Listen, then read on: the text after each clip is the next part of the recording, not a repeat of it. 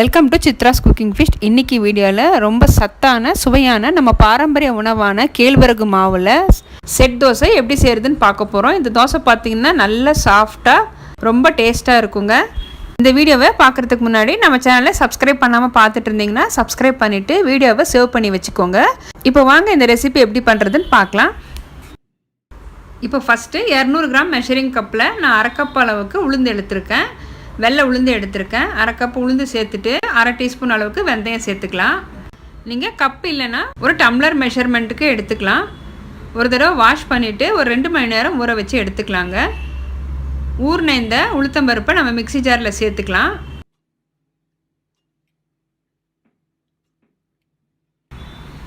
First உளுந்து நல்லா நைஸாக அரைச்சி எடுத்துக்கலாம். இப்போ இது கூடவே 2 ஸ்பூன் அளவுக்கு தேங்காய் துருவல் சேர்த்துக்கிறேன்.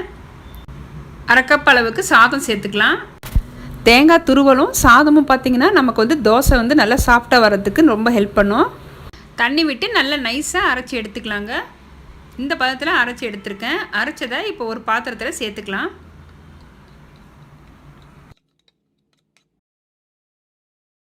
இப்போ 2 கப் அளவுக்கு கேழ்வரகு மாவு சேர்த்துக்கிறேன். நல்லா சலிச்சிட்டு 2 கப் அளவுக்கு சேர்த்துக்கலாம். 2 கப்பு கேழ்வரகு மாவு சேர்க்குறதுக்கு பதிலாக 1 கப்பு கேழ்வரகு மாவும் 1 கப்பு கோதுமை மாவு இல்லைனா நீங்கள் கம்பு வச்சுருந்தீங்கன்னா கம்பு மாவு கூட 1 கப் அளவுக்கு சேர்த்துக்கலாங்க. இந்த செட் தோசை பார்த்திங்கன்னா எந்த மாவில் செஞ்சாலுமே நமக்கு நல்லா சாஃப்டாகவே வரும். வாரத்தில் 2 தடவையாவது நம்ம சிறுதானியத்தில் பிரேக்ஃபாஸ்ட் செஞ்சு சாப்பிடும்போது நம்ம உடம்புக்கு ரொம்பவே நல்லது.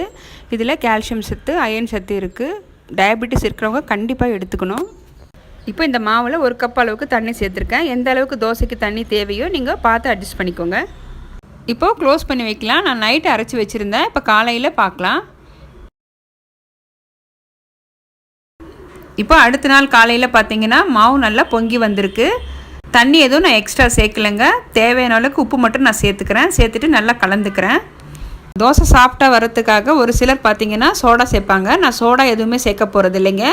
அப்படியே தான் செய்ய போகிறேன். தோசை எந்த அளவுக்கு சாஃப்டாக இருக்குதுன்னு நீங்களே பாருங்கள். இப்போ ஒரு தோசை கல் வச்சுருக்கேன். கல் நல்லா சூடாக இருக்குது. லைட்டாக தண்ணி தெளிச்சிட்டு நம்ம வெங்காயம் தேய்ச்சிக்கலாம். அப்போ தான் நமக்கு மாவு ஒட்டாமல் வரும். இப்போ மாவு 2 கரண்டி சேர்த்துக்கிறேன். சேர்த்துட்டு ரொம்ப அகலமாக தேய்க்காமல் மொத்தமாக தேய்ச்சிக்கலாம். க்ளோஸ் பண்ணி வைக்கலாம், வேகட்டும்.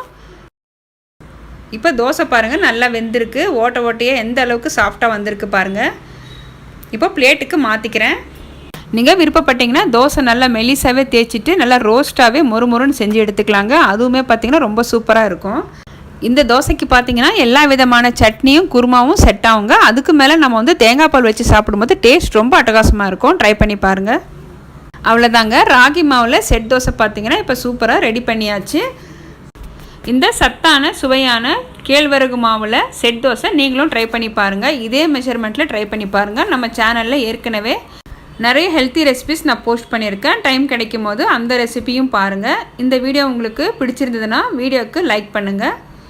மறக்காமல் நம்ம சித்ராஸ் குக்கிங் ஃபிஷ் சேனலை சப்ஸ்கிரைப் பண்ணி சப்போர்ட் பண்ணுங்கள். தேங்க்யூ ஃபார் வாட்சிங்.